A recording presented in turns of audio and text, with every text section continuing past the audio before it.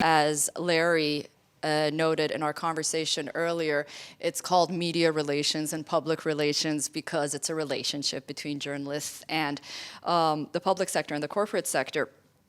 So our discussion is about the future of media relations and the role of foreign press in the digital age. And since, I think since everyone is just so well-versed and everyone knows, what's going on in the news, I'd love for this to be sort of an interactive conversation. Well, if we talk and if there's any questions, feel free to contribute and jump in, and I think it'll be a lot more interesting that way. Our guests are, I am joined here by Director of the George Washington University Masters in Strategic Public Relations Program, Lawrence Parnell.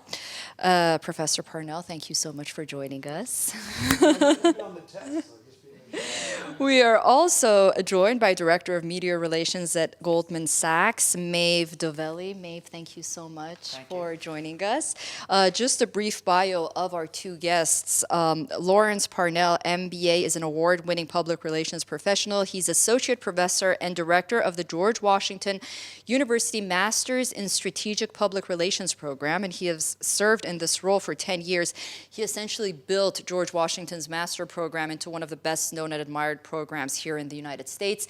He operates Parnell's Communications, strategic communications and leadership training advisory firm, where he advises governments, corporations, and nonprofit organizations on executive development and strategic communications. And he's also worked in the government, corporate, and agency settings. And he's worked on national, state, and local political campaigns. So basically, both worlds. You've been on both sides, also co-author of many leading books. Maeve DuVally is a managing director of the Media Relations Department at Goldman Sachs. She primarily is responsible for covering the securities divisions. She serves on the Structures Products Committee and is a steering committee member of the Legal, Compliance, Internal Audit, and Executive Office, and also spent time in Japan. Maeve joined Goldman Sachs in 2004 as a vice president and was named managing director in 2010.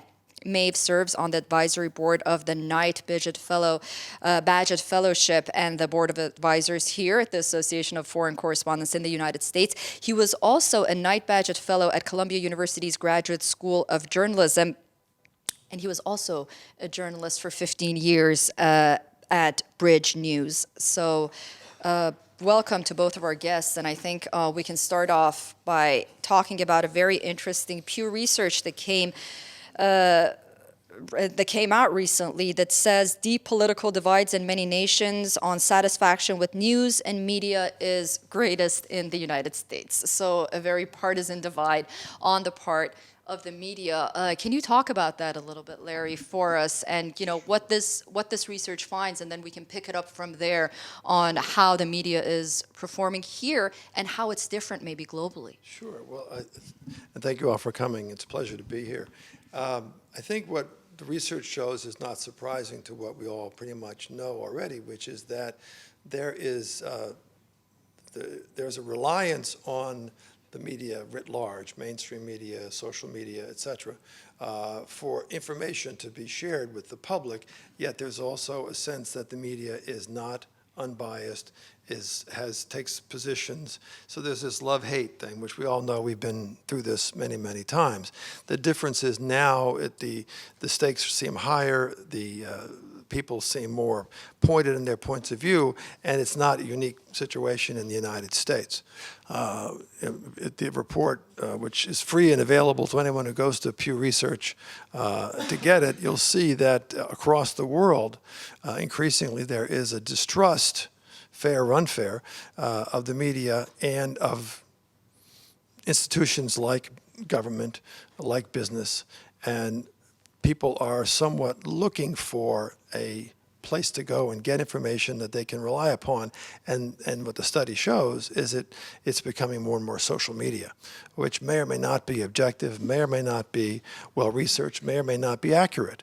But it is, for whatever reason, where people seem to go. And there's generational data in the report about age groups that do more or less of this very much the same as here in the United States.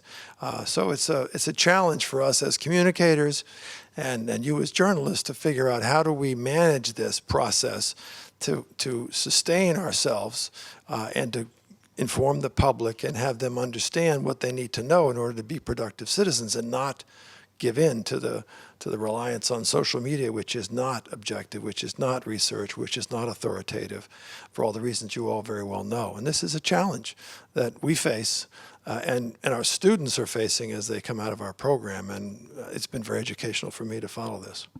Right, but it's almost like a double-edged sword, social media. I don't know in the corporate world how much you would rely on it, considering the fact that even in the most impoverished, I don't like to use that word, but impoverished countries and nations around the world, they're still using social media as much as they are in developed. So it has nothing to do with, how much GDP a country has or not. And if being in public relations, how does that affect your work in the corporate world? Do you use social media? Sure.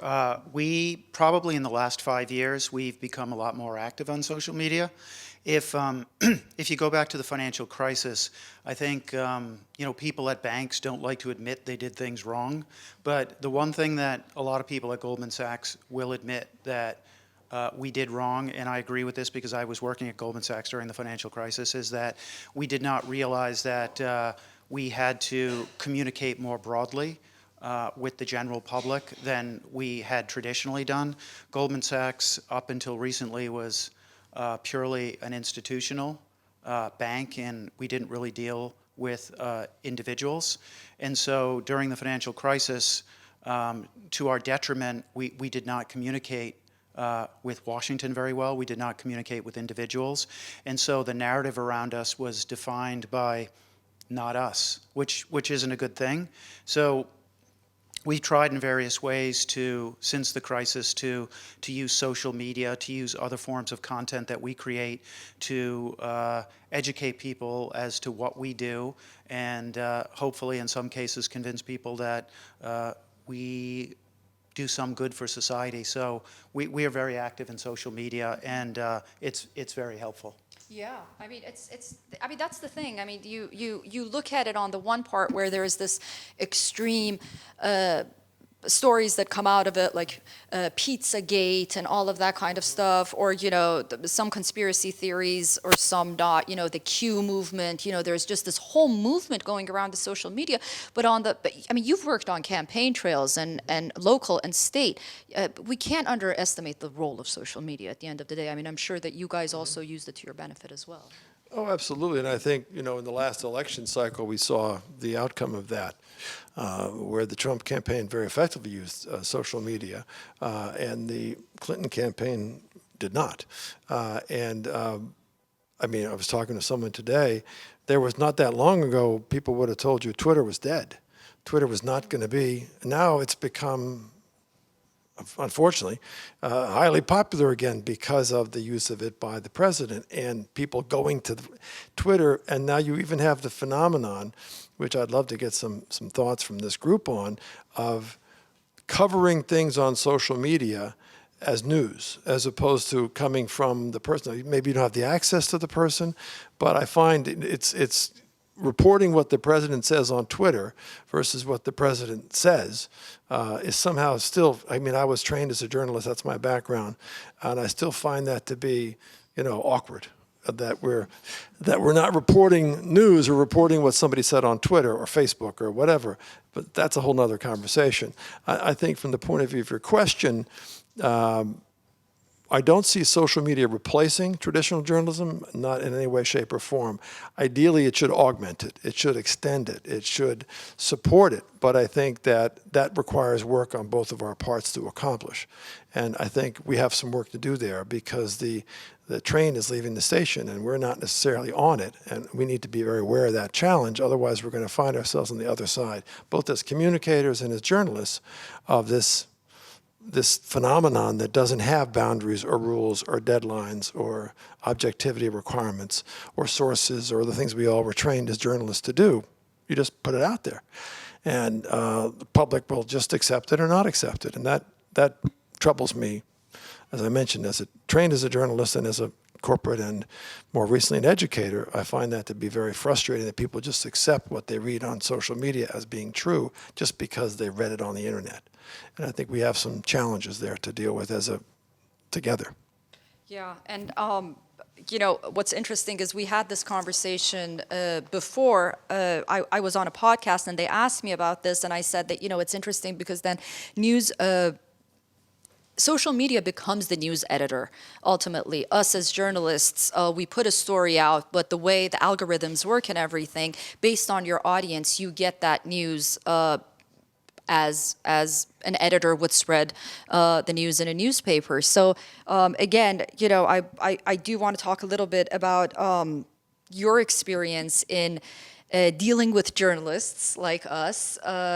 You talk about after the 2008 financial crisis, a lot of us also, we didn't know how to deal with the corporations and the banks as well. We didn't know how to approach them. I mean, again, it was the beginning of social media, but there was a lot of opinion going around about the 2008 financial crisis. And so I guess, how do you sort of balance as a former journalist and now in the corporate world, what is this relationship for you guys, journalist, corporation, in this digital age?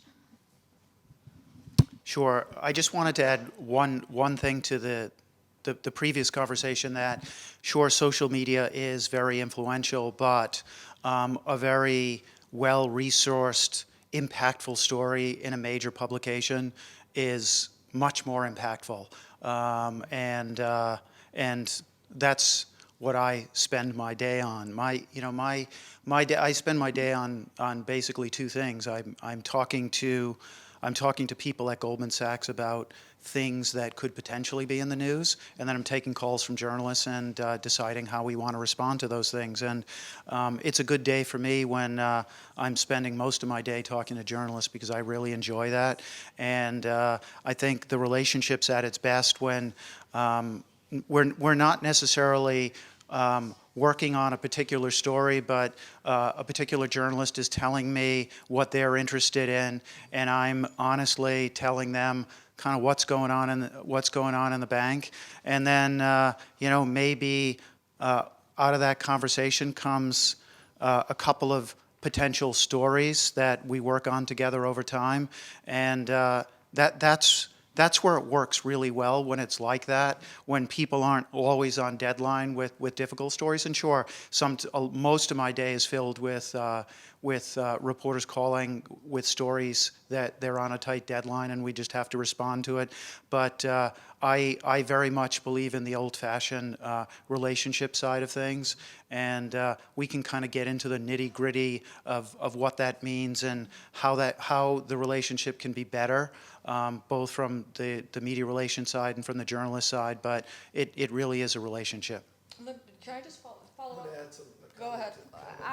And then I want to do a little sort of workshop kind of thing on Maeve. Tell us, how do you get journalists on your side, and how does that relationship build? But I want to get your follow-up. Well, I think it's a really important point that Maeve is making there, that you as journalists may not necessarily know about our world, and that is that I had a very clever, experienced communicator say to me that she spent equal amounts of her time representing, in this case it was a candidate, to the press, but also the press to the candidate.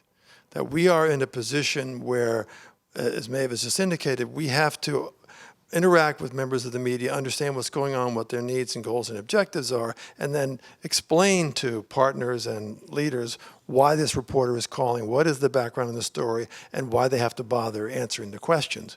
So we are very much in a sort of a brokerage role from a communications perspective that you may or may not be aware of. This goes on all the time, where we're interacting with leaders and telling them it's important to be available to the media for these reasons, and then here's the circumstances under which you need to do that. Not to just simply say, we're not going to talk to the press. Mm-hmm. And I would love to get your view on this as well. So, this relationship, this old-fashioned relationship that you're talking about, a lot of us journalists want that as well. Sure. But then, you've been a journalist. It comes to a point where, are we getting too close with, the corporation, or are we, keeping our journalistic integrity? But, both sides sort of want to work on the same team. So can you just give us, in a workshop kind of informal workshop kind of way, what is the best way to approach PR at a place like Goldman Sachs for a correspondent that's not American, maybe as a foreign correspondent, and doesn't have the home-based advantage? Yeah. That's a big topic, but a couple of initial thoughts, and one that goes beyond whether you're a U.S. journalist or a foreign correspondent. One of the biggest problems these days, from my perspective, is no one wants to get on the phone. Everything's done through email, and some people now just want to go on text, which text is even worse because there's just no context. Yeah, well, text is sometimes useful because it's not monitored by our compliance people, so that can be useful. But generally speaking, especially if you're trying to establish the relationship and you're doing it via email, that doesn't work for me, because I may give basic information to somebody who is getting to know me via email, but I'm never going to give you anything sensitive. I'm just not. And then the other thing we've had kind of luck with at Goldman Sachs with foreign correspondents is to the extent in some of the countries that you come from, we have media relations people there, and we have media relations people in Germany, London, and we have agencies in a lot of the continental places, and we have a lot of people on the ground in Asia. Is a lot of times on big complex stories that are being done by foreign correspondents, that are based here, we tag team it with somebody based here and then somebody in the home country of the journalist. And you're always going to get more attention from, like, if you work for, let's say, Nikkei in Japan, the biggest financial publication in Japan, it's very important to our bankers in Japan. It's much more important that stories write to our bankers in Japan than the people here. We care about it, but it's really important to them. So we get our people in Tokyo involved, and even though it's a foreign correspondent based here and they may be interviewing somebody here, they work both with us and our people back in Tokyo, and we found that works really well. And I'll be honest, a lot of people here at the home office, it's the Wall Street Journal, the New York Times, Bloomberg. Those are the publications that if we want to get something out, a lot of our people want to get stuff in those publications. But if people are diligent and they take me out to lunch and they take time to explain what they're trying to do and what they want, you may not get everything that you want, but that goes a long way. Personal relationships at the end of the day, yes. Right? And what about adhering to cultural sensitivities? Maybe that's something that we can talk about? Yeah, I think one of the things that we talk a lot about in our classroom, and as you may surmise, I'm not a traditional academic. I have the robes and the hat and all that sort of stuff, but I come from the world that Maeve is in for most of my career. So I have a lot of experience working both here in the U.S. and around the world with media of all types. And what I found to be missing by many corporations, and it becomes our job as communicators to help them understand, is we were talking about this the other day, Susan and I, it's something called cultural intelligence, and that you have to understand the marketplace and the needs of the marketplace, where the story is either going to be or where the story is coming from. And assuming a U.S.-centric approach, mentality to covering or writing or understanding a complex subject.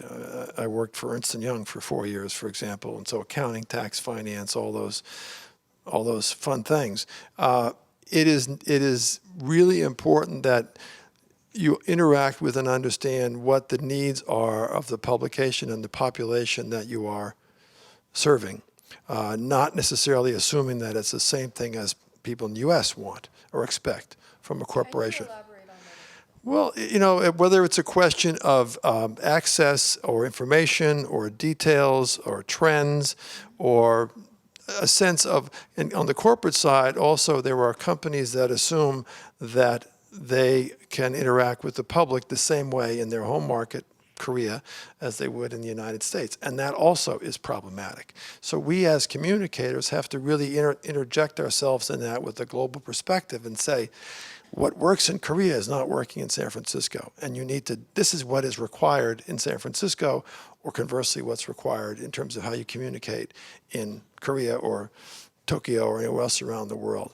And understanding that and having that knowledge as a communicator on a global stage or as a reporter on a global stage is very, very beneficial to getting what you're looking for, which is a better story, and one, from our perspective, one that's more accurate and balanced and informed than somebody assuming that they understand how things work, even though they're sitting in Chicago writing about Singapore.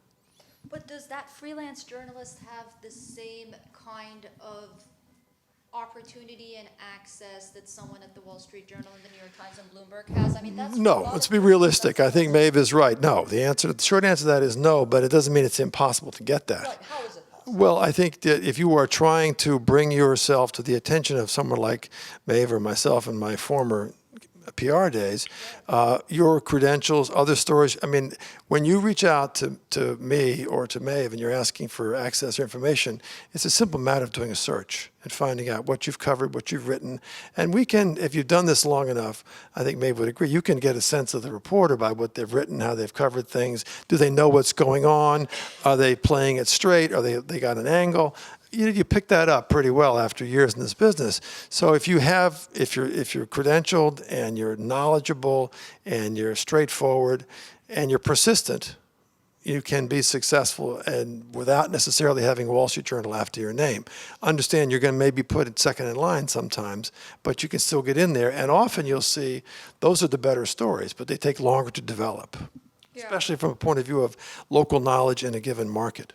Right. And this is really interesting because we're really debunking the myth of how PR and journalism really are, two sides of the road, basically. I mean, I guess as journalists, sometimes we get frustrated when we don't hear back. We think that, there's something that's being hidden, or, oh, great, they don't want to answer us because of our publication, or they just didn't take us seriously, or they're hiding something. That's like the best one, So what happens when a journalist calls and they want answers?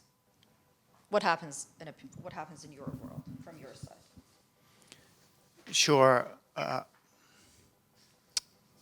Most of the time, when a journalist calls me, I don't know the answer right off the bat. And I'm one of those people, I try to be honest, and if I don't know the answer, I'll say I don't know the answer. And sometimes I kind of know the answer, but in my field, kind of knowing the answer and kind of giving the answer isn't a good idea. Maybe for you, yeah, maybe for you guys that's okay, but I can get in a lot of trouble if I do that. So sometimes I'm prepared. In an ideal world, I would know absolutely everything going on at Goldman Sachs, and I would know before you called everything that you could possibly ask me, but that's not really the case because there's so many things going on and there's so many things that people are interested in. So I get the call, and luckily I've been at Goldman Sachs for over 15 years, and I actually get happy and excited when somebody calls me and I don't know what to do, because it doesn't happen very often, and that's intellectually stimulating for me. But generally speaking, based on the inquiry, I know who to call and what to ask, and I can usually, we try and always, what we try to do internally, I always want to be able to answer the reporter's question, not necessarily to the reporter, but I always want to know the answer to whatever question you guys have asked me. And then I'll have a debate with people above me and the experts in the subject matter I'm discussing the reporter inquiry with, and then we'll decide what we want to do. And I think I have a reputation for no commenting a lot, but I do no comment a lot, but I also speak a lot on background, and I think primarily that's how we respond on background. At banks, to get on the record statements about various matters, oftentimes you have to go through the legal department or the compliance department, and it's not very easy. So a lot of times if I'm responding as opposed to getting somebody on the phone to be interviewed by somebody, I'm going to prefer to do things on background. But I always believe in doing my best to let people know what I'm doing, and getting back to somebody no matter what, even if I can't help it all. Great. So the Association of Foreign Correspondents, journalists, they call Maeve. We're good, right? Well, telephone calls or emails?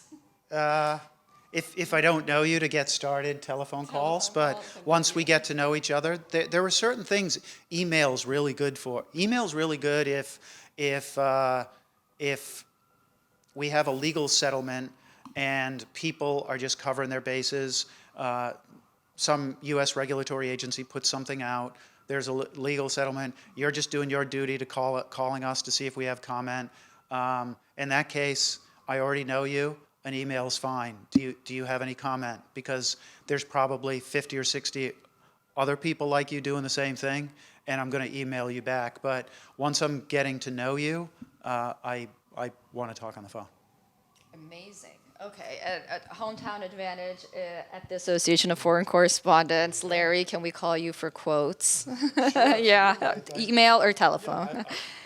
Either one is fine. I mean, Okay, I get 'cause phone we're gonna have a calls, busy I year get ahead. texts.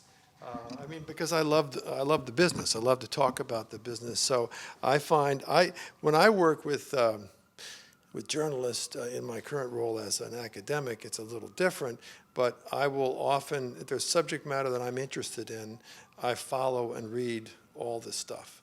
And I will write to a journalist and say, that was an interesting article you did on such and such this week. For example, a topic that gets a lot of attention in the States that I have done a lot of research on is this whole concept of CEO activism and CEOs getting out on big issues and and some do it well and some do it poorly and some have no idea what to do. And I just find that whole process very interesting. So I will reach out to journalists and say, that's an interesting piece you did. If you want to have a side conversation or chat about it, I'm available and happy to talk, because sometimes you need a quotable person who isn't commercial, right? I'm an academic, so I guess I'm safe in that regard. So I do that all the time. But what I would say as a challenge to this group and to journalists in general, and I assume Maeve is going to agree with me, this comes out of my experience at Ernst & Young, our people we need to do the work I talked about before of preparing our people to understand how to work with the press. You need to understand the subject matter that you're calling about. So it's not, if a journalist contacts us in my former capacity at Ernst & Young with not a lot of knowledge about the topic they're calling about, and I'm going to be very reluctant to put that person in touch with people who is an expert, because they're going to expose that there may be, an inch deep, and after a certain period of time, they don't know how to ask the right question. So, and what I think the Foreign Press Association might consider doing, I did this when I was at Ernst & Young, we actually had seminars on certain topics that were very important at the time in accounting. And believe it or not, journalists in other parts of the world, not here in the United States so much, would go to Saturday morning sessions where our partners would teach them about what is an audit and what does this mean and how does this work and what is tax issues, so that you could be a better reporter. And we encouraged AP and other news organizations to send their people, especially their junior reporters. It was like a workshop on how to follow financial news from a company perspective. No propaganda, just basics. What does this mean? What does it not mean? What is this? What is that? And we found that they were better educated and asked better questions, and we're more likely to put them in touch with our partners than we would if they were just coming off, they're a general assignment reporter asking questions about the financial crisis and don't really understand the fundamentals of the market or the situation. So do your homework before you call us, and then we'll do our homework, and together we'll get it done. But it's not a one-way street. I'd love to open the discussion to the floor, but just one last question. I have to ask this. 5 blocks from the White House, that's where you are. What in the world is happening in Washington? Tell us. It depends. Check Twitter. I don't know. Well, from a communications perspective, it is undisciplined, it is unfocused, and there is no clear sense of what the message is that people are trying to get across, except I didn't do anything wrong, fill in the blanks, whatever that might be. And it's very frustrating being so close to it, and I'm sure it's true for anybody around the world, that we have the most frustrating thing for this audience and for myself is this attacking the press. And the press is the enemy of the people because it doesn't support and endorse and provide a platform. It's fundamentally wrong. It's fundamentally not the way things work. And it's a strategy and a philosophy that has just gotten us to where we are now. But it's crazy town. It's just absolutely crazy town. And you just got to stay low and keep moving and hope you don't get injured. You don't get hit. Maeve, is Goldman Sachs just wondering, like the rest of us, what's going on? Yeah, it's crazy. We don't know what's going on, Really? and it's really not good for our business. The volatility of the markets, the uncertainty, and but that's the world we live in right now, and we're just doing our best to navigate it, and it looks like it'll unfortunately be with us for a while. That's so true. Any questions? We have these 2 great guests here, so journalists and everyone else, please take advantage. And if you have any questions. Yes, hi. I'm a correspondent in Nikkei, a Japanese newspaper. I recently visited town hall meeting by Elizabeth Warren in New York. Mm-hmm. She visited some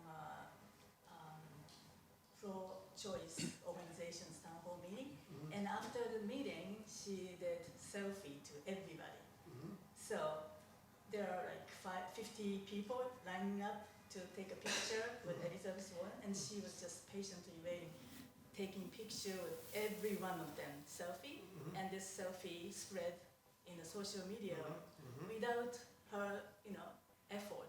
And I thought that was a very clever idea as a presidential candidate. And Elizabeth Warren's party, the campaign can get the information from, if this picture was tagged with somebody else, they can get the information about this person's profile. With the hashtag. Yeah. So I thought that's and it takes a long time. She has to wait for it, 3 hours, 4 hours to take a picture. But I was wondering this effect of social media and the presidential campaign, how, those, candidates are using and taking advantage of. Well, that's another big topic that we can do a whole panel on. I think we've seen since 2008 where the Obama campaign really brought, although some people would say Howard Dean started it initially, but turning it into an art form and basing a campaign heavily on social media was something that the Obama campaign did in 2008 very, very well, and again when he was reelected in 2012. 2016 was interesting because you had 2 different approaches to how social media was used. The Clinton campaign did a lot of what we call owned media as opposed to earned media. Owned media is basically they wrote a lot of white papers and a lot of documents and a lot of stuff and posted it on their website and then pushed it out to people, and some people took it and many people did not. In fact, 80% of the content on her website was owned, 20% was earned media, other coverage she's gotten that she was reposting. It's the exact opposite with Trump. 80% of the content on his website was articles, TV interviews, radio interviews that he had obtained and pushed out, and 20% was his own stuff. What that took advantage of was the fact that people go to social media to get their news. And he was putting the news that he was in the Des Moines Register or he was on Fox or wherever he was, and he puts it out on his website. And everybody who followed his website saw that interview, that photograph, that event that he did. So in that regard, set aside your politics, is a very effective tool. It'll be interesting to see now with the demographics and the analytics, you can know so much about people, but it can also be, as we've seen, it can be used as a weapon. And so I don't know where we're going to be in 2020, but I do think that social media will be critical, fundamental to any campaign going forward. And because the time spent was a couple hours, which is a lot. If you're trying to keep a candidate moving, spending 2 hours at a town hall is a lot. But if she got 10,000 likes from it, it was well worth doing it because it extended the impact of the event way beyond the 500 people that were there. And anybody who likes and feels as she does about pro-choice anywhere in the country sees that picture and says, I like that. And then it builds up her following. And so that's why you do that. Brilliant. I mean, because everyone who likes that photo, because of the algorithms, then it goes into someone else's profile as well. And based on that, you can just see a ripple effect is absolutely enormous. Do you have anything to add to the role of social media in presidential campaigns? Does Goldman doesn't support a candidate openly? Corporations like Goldman, do they? How does that work, actually? No, we don't support candidates as an organization. We do have a company. We do have a company PAC, and individuals are free to, within the legal limits, give to candidates. We do require people to report that internally. So we do keep track of that to make sure people stay within the legal limits, but we don't endorse anybody, no. Right, interesting. PACs or super PACs, as you know, for some of our correspondents that may not know, these are basically organizations where you can donate to for fundraising campaigns, and it's been a issue that's been controversial in some way or the other, the issue of social PACs. You might remember Jon Stewart and all the jokes he had with his friend, the late night Stephen Colbert. Questions? Any other questions? Okay, yeah, I was thinking about what Maeve said about the. So I'm Elena from a Portuguese news agency, correspondent for Portugal.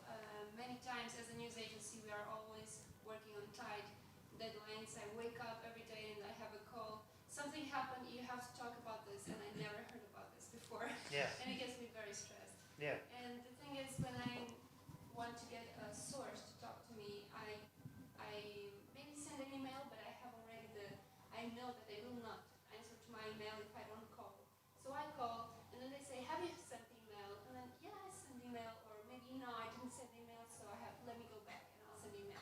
And then they'll tell me, wait for 2 more days, they'll tell you, but I'm a news agency, I can't wait for 2 more days.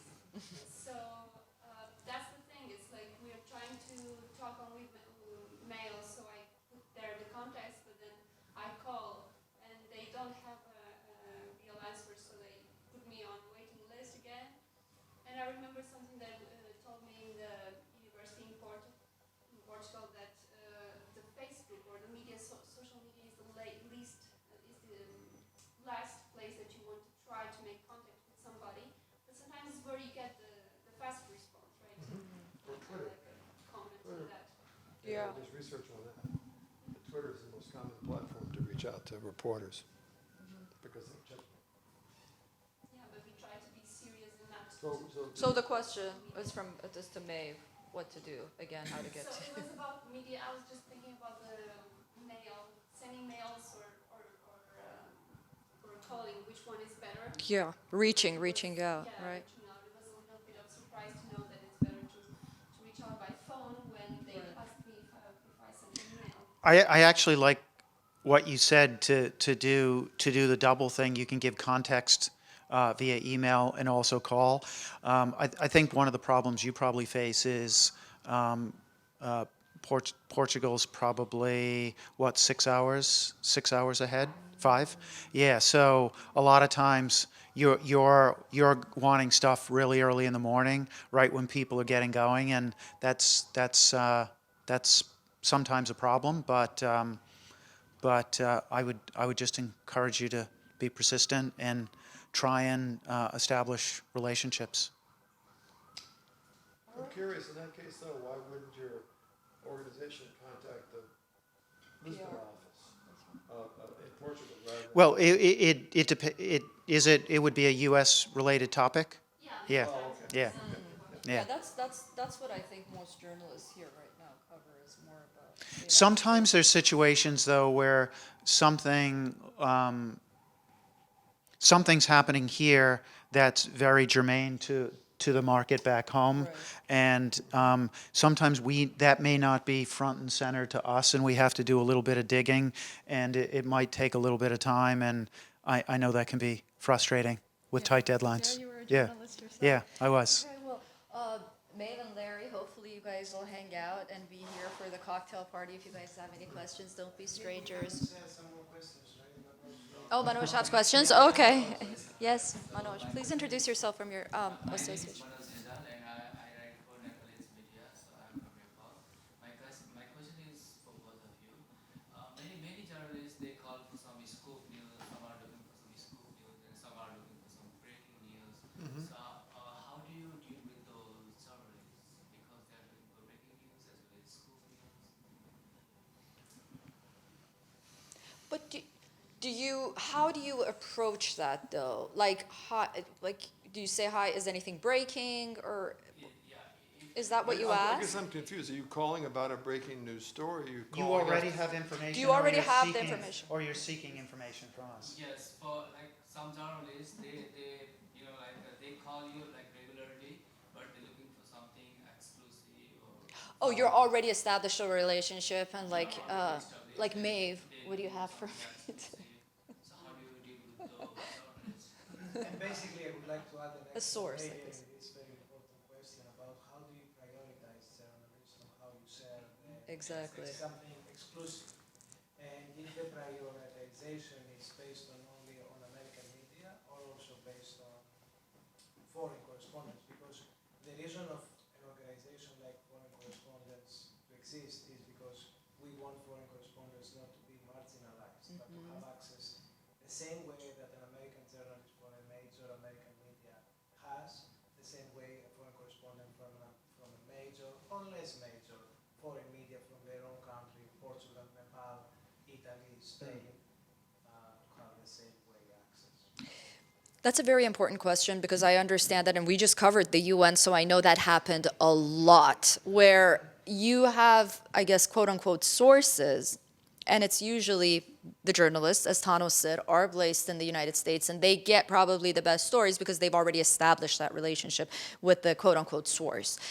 So that's, I guess, he's wondering like how does that dynamic work, if it exists, and how does it come about? Maybe, to have that advantage, I guess.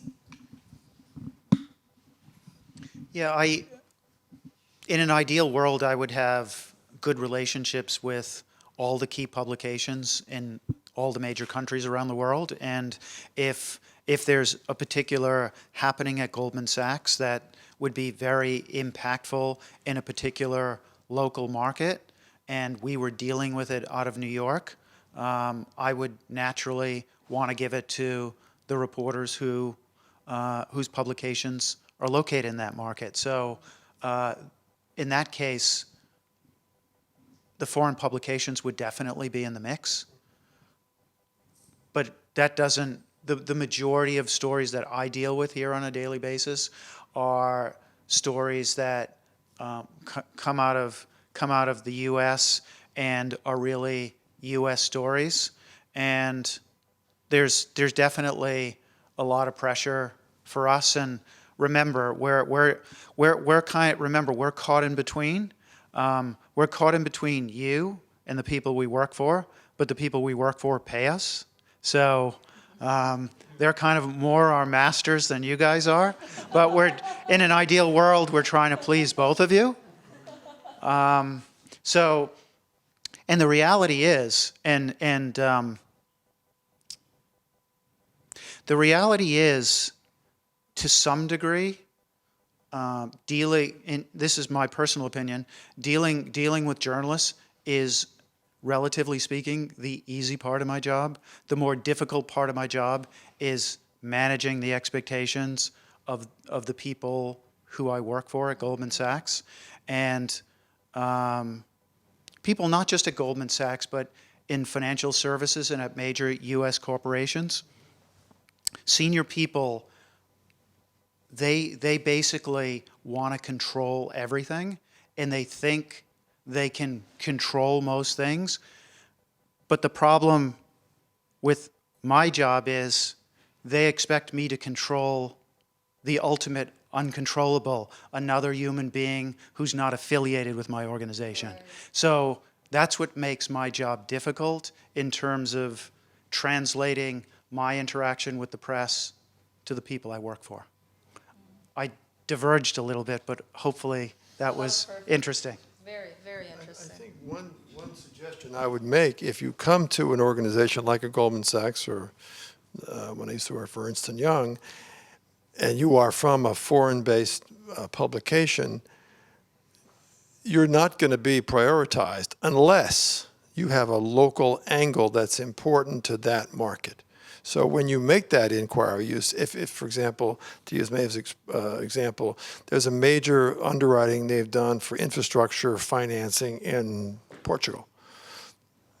The U.S. press is not interested in that story. It's very important to you. It would be very important to him to know you wanted to write about that.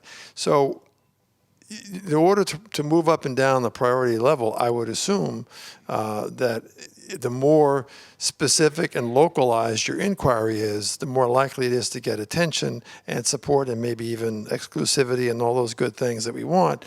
But a general inquiry about what's the state of the market coming from Nepal versus, Dow Jones, Dow Jones is going to get the phone call back. So if you find a local angle that makes the inside person like myself or Maeve say, this is important in that market, then I kick it over to them and say, move this up and get on it.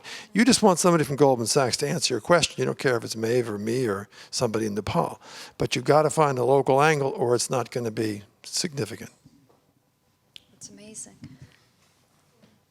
Hi, my name is Mariko Fukuyama. I'm from Japanese television. I work in a television.